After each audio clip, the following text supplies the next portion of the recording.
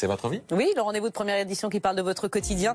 Ce matin, nous allons parler du froid. Comment protéger sa maison? Il arrive le froid, Christophe Persson l'évoquait. On a peut-être des solutions à vous proposer. Effectivement, on va en parler dans quelques instants avec notre invitée Florence Clément. Bonjour, de l'Agence de l'environnement et de la maîtrise de l'énergie. Savez-vous que l'on peut isoler les combles de la maison pour 1 € et bénéficier par ailleurs d'aide de l'État? Justine Fontaine.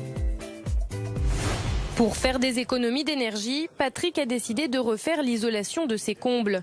Il espère gagner quelques degrés de chaleur dans sa maison. Comme il s'agit d'une vieille maison et l'isolation des combles existantes au départ était un petit peu légère, je me suis dit que c'était l'occasion. Patrick bénéficie du pacte énergie-solidarité qui permet aux ménages modestes d'isoler les combles pour 1 €.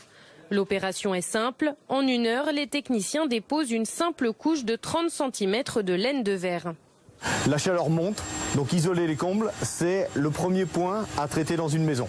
Une bonne isolation de combles permet d'économiser jusqu'à 25% de l'énergie consommée dans une maison. Cette technique est une des étapes pour améliorer l'isolation de sa maison. L'idéal est d'avoir un projet sur mesure en fonction du logement pour réaliser le plus d'économies.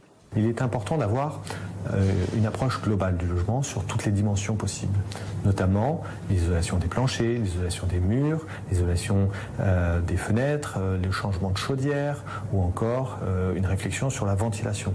L'État, par le biais de son agence l'ANA, propose également des subventions pour réaliser des travaux d'isolation chez les particuliers. Le montant des aides varie en fonction de la taille du foyer, des revenus et de la région.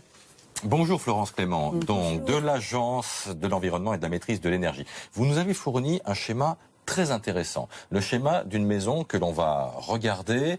On voit sur ce schéma par où en fait l'énergie se fait la belle, par le toit pour à peu près 1/4, par les murs pour 1/4 également, mais aussi par le sol jusqu'à 10%. D'abord, est-ce qu'il faut commencer par là, faire un diagnostic de sa maison ? Alors c'est en effet toujours ce qu'il y a de plus important à faire, parce qu'on vit dans une maison, on a toujours l'impression qu'on connaît bien sa maison, en fait pas toujours. On n'a pas toujours identifié pourquoi il y a des problèmes. Par exemple, sur toutes ces infiltrations d'air, vous avez vu sur ce schéma, ça peut représenter quand même 20 à 25% des pertes d'énergie. Et on a souvent tendance à minimiser toutes ces infiltrations d'air. Par exemple, on a une cheminée ouverte et on ne sait pas que finalement c'est un gouffre d'air froid. En fait, quand la cheminée ne fonctionne pas, l'air s'infiltre dans la maison, il s'infiltre partout, par les portes, par des petites interstices toutes petites dans la maison. Et ça peut être très important de diagnostiquer avant de démarrer les travaux, ce qui est prioritaire. Voilà. Et les fenêtres, c'est pas toujours ce qu'il y a de prioritaire. Non, mais d'ailleurs, oui, les parce fenêtres. que c'est ça, effectivement, le réflexe. Mais, voilà, parce que c'est 10 à 15%. Moi aussi, j'étais assez surprise. On dit qu'il faut changer les huisseries pour gagner des degrés. C'est pas forcément le cas. Il faut commencer par quoi? C'est quoi la priorité? Comme on l'a vu sur ce schéma, en fait, la maison perd beaucoup d'énergie par le toit. En fait, la chaleur monte et s'échappe. Mais les murs aussi, parce que toit et murs, c'est pas la même chose. Parce que certaines maisons, en effet, ont des murs pas assez isolés. Surtout les maisons qui ont été construites après la Seconde Guerre mondiale, en fait, n'ont pas été très isolées et n'ont pas été faites de manière très performante. Les maisons des années 60, souvent surélevées, avec un sous-sol en dessous qui fait une grosse arrivée d'air froid. Enfin voilà. Et donc c'est très important, déjà dans un premier temps, d'isoler le toit. C'est pas là que ça va coûter le plus cher. On a souvent tendance à se jeter sur l'isolation des fenêtres parce qu'on vit dans une pièce et on a l'impression de sentir l'air froid.